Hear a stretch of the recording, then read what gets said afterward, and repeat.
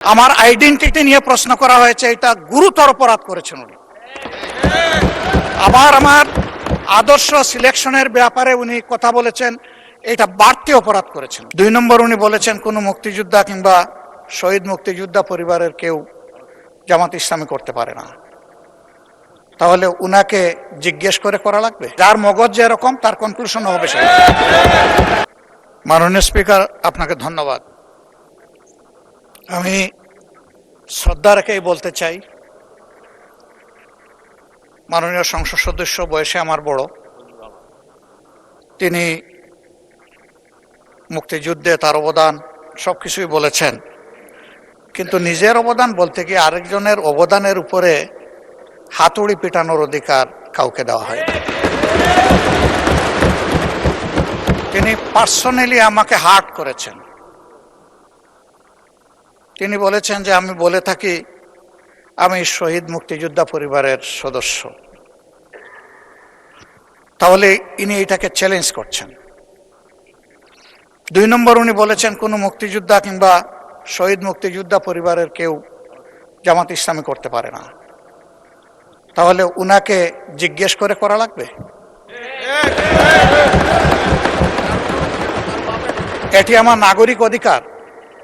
আমি কোন দল করব, কোন আদর্শ আমি অনুসরণ করব, এর উপর হস্তক্ষেপ করার ন্যূনতম কোনো অধিকার রাষ্ট্র কিংবা সংবিধান কাউকে দেয়নি। আমি এটার তীব্র নিন্দা জানাই। আমার আইডেন্টিটি নিয়ে প্রশ্ন করা হয়েছে, এটা গুরুতর অপরাধ করেছেন উনি। আবার আমার আদর্শ সিলেকশনের ব্যাপারে উনি কথা বলেছেন, এটা বাড়তি অপরাধ করেছেন। আমি অনুরোধ করব মাননীয় স্পিকার, তার এই অসংসদীয় অংশটা এখান থেকে যেন এক্সপাঞ্জ করা হয়। শেষে গিয়ে উনি,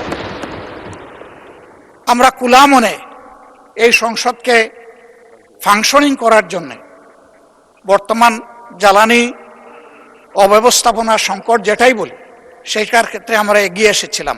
খোলা মনে কথা বলেছি, নোটিশ নিয়ে আলোচনা হয়েছে এবং পরের দিন এসে মাননীয় প্রধানমন্ত্রী একটা প্রস্তাব দিয়েছেন, আমরা সাথে সাথে এটা গ্রহণ করেছি।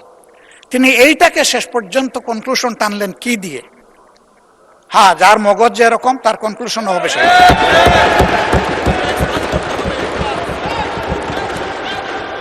তার মতো একজন প্রবীণ ব্যক্তির কাছ থেকে, রাজনীতিবিদদের কাছ থেকে আমি এই ধরনের আচরণ আশা করিনি। আমরা এখানে প্রথম দিনই বলেছি ভালো কিছু শিখতে এসেছি। কাউকে হিট করা, গালি দেওয়া, এর মাধ্যমে বড় কিছু অর্জন করা যাবে না। কিছু গোলাবাজি হতে পারে বড় জোর, কিন্তু তার চাইতে বেশি কিছু হবে না। আর সাধারণত যুক্তি যখন ফুরিয়ে যায়, মাথা তখন গরম হয়ে যায়। একটা প্রবাদ আছে, রেগে গেলেন তো হেরেই গেলেন। আমরা সবাই মিলে হারতে চাই না, আমরা সবাই মিলে জিততে চাই।